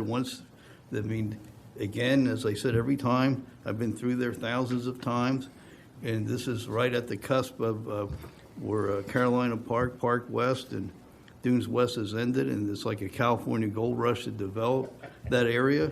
And this is our chance to preserve something. I worked downtown for 40 years, and we preserved the historic Charleston. I would say the historic settlement communities deserve the same protection, and I don't see how the end of the world is going to come by extending it for 2 more years. Give it time to ensure that it's going to be protected and not put it in doubt. We have an opportunity to do something important and preserve part of Charleston, and I think I speak for many out there that think we lose part of who we are every day we see it. And I'd like to be a spokesman for those people and not just developers and those who profit by it. And this is a chance to do the right thing and preserve what's unique about Charleston before it goes away. And I strongly favor to leave it alone for 2 years. And if the things pass, we can revisit it at that time. Mr. Sass? Thank you, Mr. Chairman. I'm really happy that the settlement communities are working on these programs to have historical districts and have more recognition, and the people in those neighborhoods are working together to get towards a common goal. But I don't feel like I am a real estate person. I don't like moratoriums. I don't want to see those settlement communities get overdeveloped, but at the same time, I just can't support a moratorium at this time. Thank you. Mr. Chair, Yes, sir, Mr. again, I have pause and concern. 10 Mile was one of those that I went to 5-6 years ago. Sure. And certainly, again, how long does it take in order to go through the process? And listening, just hearing that it's still arbitrary as it relates to, because it's on them. They have to do the paperwork. They have to organize themselves. And then even in the communities, everybody doesn't want it. As you've seen, some people are even coming out, as it relates to being in the Historic Preservation Commission. So, there has to be a sense of urgency. around getting all of this done. And then in a regular cycle, how long should it take if individuals are actively engaged in the process? If we as staff, county staff, if we're helping or providing, whatever the education and or, support, resources, whatever they need in order to get them through the process, I mean, how long should it take? Should it take 4 years, 5 years, 6 years? At some point, there should be, from start to finish, if you start this process, even, with the area character analysis or whatever these other, protective levers potentially could be, there should be, once you get in and start the process, there should be an end time. And so we can't keep coming back, and then when you say, well, okay, we give you 2 more years, and then 2 more years, we're still at the same place. We want more time. I am not supporting it. I do support the communities. I'm not supporting it. I'm not supporting it because, again, I think they need to get themselves together. Thank you, sir. One more comment. We give financial. One more and we're going to wrap it up. Financial incentives to corporations worth billions of dollars for 25 years. We can certainly, err on the side for 2 more years to protect something that is historic and part of who we are. And I think we ought to give them, if we do it for 25 years for out-of-state businesses and bring more people in here and create more congestion, these are families that have been here and through blood, sweat, and tears, in 2 more years of giving them time to protect themselves is not asking too much. I just wanted us to protect them from widening and all the things, and we still did that, and so did not even consider their requests when they came. And so I really think that we can't be arbitrary and pick and choose, which settlement communities we're going to help and in what ways we're going to help them based on the requests that they ask. We are their county council or their representative government. So at the same token, I really truly think that if there is a process, we created this HBC specifically to help these communities. We've gone around trying to build trust and, engagement so that they can know that they can be a part of these things and it will protect them. It has taken some of them that long to even trust the process itself. So, now that we know that this is something that works, there has to be some urgency in the communities. Madam Clerk, call the roll. Yes, sir. Mr. Darby? Aye. Honeycutt is absent. Mr. Kabrowski? Aye. Mr. Middleton? Nay. Mr. Moody? Nay. Mr. Pryor? Aye. Mr. Sass? Nay. Mr. Werman? Aye. Mr. Boykin? Nay. The motion ties. Motion fails. Mr. Chairman, I'd like to make a motion Go ahead, Mr. Pryor. to move forward with the other communities moratorium and exclude the 10 Mile community from the moratorium. I'll second it. Any discussion? All right, call the roll again, please, Ms. Yes, sir. Madam Clerk. Best I can do. Mr. Darby? You talk about a schizophrenic personality. Yes, please, by all means. Yes, sir. Mr. Kabrowski? Come back to me. Okay. Mr. Middleton? Nay. Mr. Moody? Nay. Mr. Pryor? Yes. Mr. Sass? Nay. Mr. Werman? Yes, it's the best. Best I can do.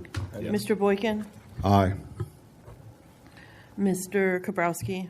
Yes.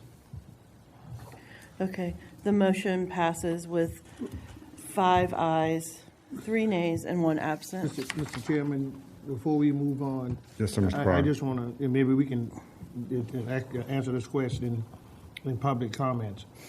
How could you represent a community that's asking you to do something and you vote against the interest of the community and then you want their support? A lot of things I don't like, but I have to listen to my community to make things right because those are my voters. So you can't say, I work for the community or some communities, and then you vote with the community you like, and the ones you don't like, you say no. And so, I mean, that's discouraging. It took outside folks to protect these folks over in Snowden. I don't even live over there. I could have said basically no, but I did what was right rather than what was popular or what my belief is. And so I just want to ask council know, if that's the kind of road we're going down now, that, you know, I don't want to do it, then a lot of these things, I'm going to just go ahead and then I'm going to just say, no, I'm not going to support it, because to me, you know, the community hurts. We're trying to help people, not hurt people. All right, 6B. Wait, I need to read the Sorry. ordinance. Okay, An sorry. ordinance amending the Charleston County Zoning and Land Development Regulations Ordinance Number 1202 as amended at Chapter 8 Subdivision Regulations and Chapter 21 of the Code of Ordinances of the County of Charleston at Section 21-6 Subdivision Plat Application Reports to provide for a temporary moratorium for 24 months on the acceptance and processing of major subdivision applications in Charleston County Historic Districts, excluding the 10-mile Historic District, and other matters related thereto. All right, 6B. That's the best I could do. You know. Move to approve. Have a second? 6B? 6B, North Charleston. Second. Okay. Any discussion? All in favor say aye. Aye. Opposed? Aye. Ayes have it. An ordinance approving and authorizing the grant of a perpetual utility easement to the North Charleston Sewer District on portions of county property identified as tax map parcel number 41113000004, located at 4350 Azalea Drive, North Charleston, South Carolina, 29405. Do I have a motion? No, that was all. I need I'm to. sorry, I'm sorry, 6C, excuse me. 6C, I need to recuse myself. Okay. But Ms. Salisbury, before we move on to the 6C, I want to make sure in 6A, the motion was to also exclude the Tisdales. It was to exclude the entire 10-mile The community. 10-mile community, okay. Yes, So sir. I just want to make sure. Okay. 6C, Move to approve. do I have a second? Second. All right, properly moved and seconded. Any discussion? Hearing none. All in favor say aye. Aye. Opposed? Aye. One recusal and one nay from Mr. Kaprowski. All right. Okay. Consent, And- I'm sorry. hang sorry, on. go An ahead. ordinance to amend the agreement for development of a multi-county business park in conjunction with Colleton County, South Carolina, providing for the development of a jointly owned, I'm sorry, this title doesn't make sense, a jointly owned business park so as to include additional property in Charleston County as part of the multi-county business park. Consent agenda, do I have a motion for 7A through D? Consent agenda for 7A through D? Yeah, I move for approval. Second. All right, properly Second. moved and seconded. Any discussion? All in favor say aye. Aye. Opposed? Ayes have it. Aye.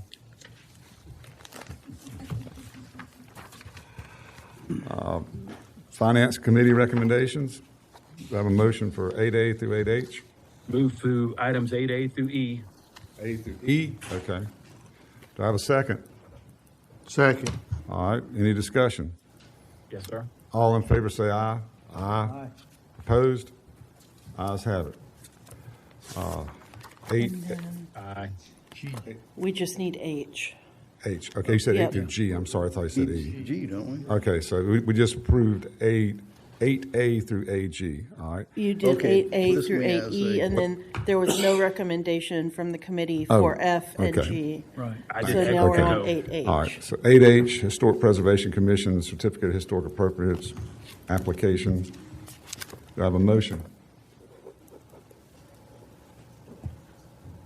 This is what came out. Finance Oh, Committee, yeah. yes. Mr. Sass? I'm so moved. Okay, do I have a second? Any discussion? All those in favor say aye. Aye. Opposed? Nay. Only Mr. Kaprowski? Aye. Okay. Mr. Chairman, Yes, sir, Mr. Sass. I didn't get to vote on 6A. Yes, sir. I would be a nay vote on that one. Okay, 6A. yes, sir. What's this vote? It wasn't a roll call, yeah. Well, then that We motion did already. yeah. We did a roll call on On 6A? all of 6A, yes, sir. Both of the Is he motions. changing his vote or? No. Changing his vote. He didn't realize we had done a roll call for both of the motions. Yeah. Okay. All right. Council comments. Mr.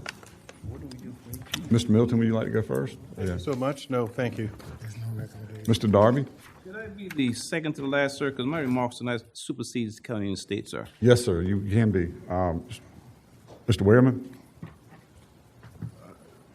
Okay. No, we've gotten a lot of work done. I'll save it for now. Thank you, Mr. Chairman. I'm going to just say, I'm glad we got the budget passed, so staff can move on to bigger and better things, and maybe they can get some sleep tonight and the rest of this weekend. And I want to thank y'all for your hard-earned work. And this is the first year without some of the, the other folks that we had, and I just want to give y'all your kudos. You did a great job. And next year is going to be even tougher. And so we're going to have some tough decisions to make. Either we're going to have to cut, or we're going to have to find money somewhere via a millage increase, or however we do it. And I know people don't like that word, but we need to prepare for that now, because I don't want staff, and Mr. Tootin working next year with a gun to their head. And so if y'all can get out quickly what we're going to need to do so that we can start preparing and get the people prepared, I think that's what we need to do instead of waiting until the last minute.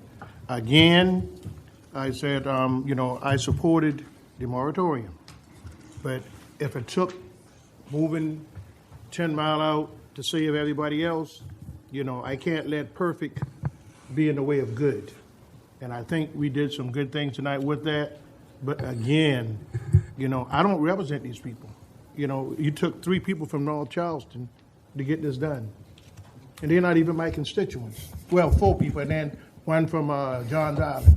And so, and I'm not casting no stones or no dyes at nobody, but I mean, we can't just keep bailing people out over and over again. I mean, I'm going to start, if it's going to be district by district, then I'm only be concerned about District 5. When I first came I here, hope not, sir. One of the first things me and Mr. Darby did was that it's not my district, it's the people's district, and it's the county's district. Let's work across the line to make sure things happen. But if council is going to start going about, this is my district, count me out. Thank you, Mr. Chairman. Yes, sir. Mr. Wehrman? I'm sorry, Mr. Chairman. I think some things are too good to pass up here. I would be remiss if I didn't thank staff for working through some difficult conversations about the budget with me, and I do want to say I am appreciative of the fact that we were able to get a little bit back towards the trust fund. I think having that broader discussion, about funding the budget generally and where housing fits into that hierarchy is something I look forward to doing. And I think that's ultimately the major issue that we'll ultimately just have to resolve at some point. I do hope folks will consider the complete streets language for the reasons discussed. And I promised I'd be brief, so I'll cut it off there. Mr. Kabrowski? I'd like to defer to the second last if I could. Mr. Darby's already asked for that, and I told him he could be second to last. I'll be third to last. Come on, man. That's no Let's problem. get this thing going. I'll I'm going do. to walk out of here. I'll Go do. ahead. I'll do. I'll go. I'll go. Okay, Mr. Thank Darby, you, sir. go ahead. Yes, sir.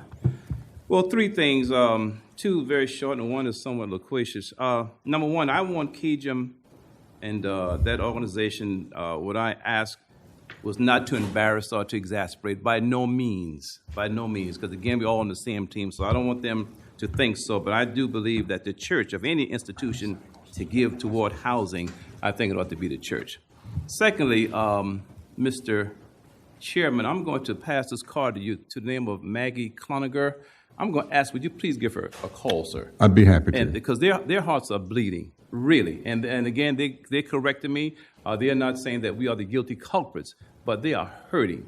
So I'm going to ask that you please, sir, give her a call because they have some ideas on how this could be resolved. I will do it. Okay. And finally, I had to write a script because my memory doesn't serve me too well. Yes, it is a dissertation. It's going to take about 3 to 4 minutes. Really. I'm going to walk out on you. Yes, sir. I want to give thanks to a man that I do not know, never heard of, or ever met. His name is General Chris Donahue, a white 4-star general. He would rather resign his prestigious position than to subscribe to the obtuse and doltish ideology and allegation that diversity makes the armed forces less effective. I wish more white men who knows this country is going in the wrong direction would stand up and be more vocal. When General Donahue sat down to resign, he actually stood up for what is best in America. Was the military less effective when over 5,000 blacks fought on the side of the colonies and made the United States an independent country? Was the military less effective during the War of 1812 when up to 8,000 blacks participated? Was the military less effective during the Civil War when 186 blacks fought and 40,000 lost their lives, perhaps less effective for the South? Was the military less effective when 350 black men fought in World War I, making the world safe for democracy, and there was no democracy for them at home? And incidentally, Mr. Gabrowski, there were African Americans who helped free thousands of Jewish prisoners of war in camps, sir, just for the information there. Was the military less effective when black men fought in Vietnam, when the standards for recruitment were lowered solely to recruit more black men? When one of the most heroic acts was done when a 19-year-old black man from Charleston, South Carolina, and a graduate of Burke High School, Ralph Johnson, fell on a grenade to save the life of his comrades? Was the military less effective when 300,000 women served in Iraq and Afghanistan, with 166 women losing their lives and over 1,000 wounded? I applaud General Donahue, who suffered retirement that to go along with the present military foolishness about diversity. The United States deals with meritocracy, and when blacks and women meet the challenge, diversity within the military since 1776 miraculously is now less effective. I wish more white men would stand up. I wish more white men in business would stand up. I wish more white men in education would stand up. I wish more white men in banking, housing, and government would stand up. I wish more white men in churches, particularly white ministers, would stand up. I wish more people would read and study about African American history, where you would find white men and white women who suffered and were killed in defense of black rights. These facts are not recorded in the whitewashed history books, but if you were to read African American history, there you will find whites who gave their lives. What a marvelous history and an example for the white youth of today to know about the role of their ancestry in the area of African American history. As mentioned in a previous council meeting, I also thank the white men and women of South Carolina legislature who had the courage not to support the redistricting to remove South Carolina of its only black district. Although South Carolina has a long way to go in race relations, the courage not to redistrict went way beyond state lines. It was analyzed by the state of Georgia, whereby the state of Georgia decided not to withdraw its line. It's funny, not one majority white Democratic district has been redrawn in the South. Not one. Race is still a problem, particularly within the South. There needs to be more white men in South Carolina to stand up. And in finality, thank you, General Donahue. I wish I could meet you in person to say thank you for your courage. And I know there are people who are tired of me quoting Dr. King, but Dr. King is still right. The ultimate measure of a man is not where he stands in moments of comfort and convenience, but where he stands in moments of controversy and challenge. Thank you, General Donahue, for being an ultimate measure of a man and a real soldier. Thank you, sir. Yes, sir. Mr. Moody. Thank you, Mr. Chairman. First of all, I wanted to congratulate Mrs. Honeycutt. What a big day she had Tuesday, and I know she's going to represent us well, and big time for her and her family and supporters. So that's fantastic. I wanted to echo Mr. Pryor's comments. I wanted to congratulate our staff for a great budget. We do have problems going forward. We have to pay more for our employees. We have to pay more for our roads. We have to pay more for everything. And it's been, what, a dozen years since we've had to raise millage, and that's troubling on the future. I did want to thank Mr. Darby for his comments about housing. He is 100% right. This council has done more for housing in the last 3 to 4 years than we did in my first 8 years. And, people looking to government to fix everything is just nonsense. Nobody wants to pass the hat. Everybody wants to come and get money from us. And that should not be the case. And, this council has done a ton for housing. So I will also thank this council for their approval of the school district's historic application. We need to address long-term what's going on with that commission. It's a problem. It's a big problem. So I hope we can have that discussion soon. And finally, we heard a lot of animal people. I want to thank pet helpers. They're a partner. They're a trustworthy partner. They are honorable. They fulfill their commitments. They do it at a reasonable price. They have high character. That's the kind of people we need to be in business with. So to what extent we can help them and continue to help them, I'm all in. So thank you for your time, Mr. Chairman. Thank you, Mr. Moody. And I've been informed it's been 20 years since we raised millage, so that's a long time. So, okay, Mr. Sass. Thank you, Mr. Chairman. Not much for me. I appreciate the conversations we had today, and appreciate staff and all the work they got to get us to this balanced budget, which was tough. And next year looks like it's going to be a lot tougher. We're going to have a lot of big decisions to make, depending on what other kind of spending we want to do or we need to do. And so that's going to be a real challenge next year. But I thank y'all all. I want to remind y'all, July 4th is coming up. We're going to have our 250th birthday.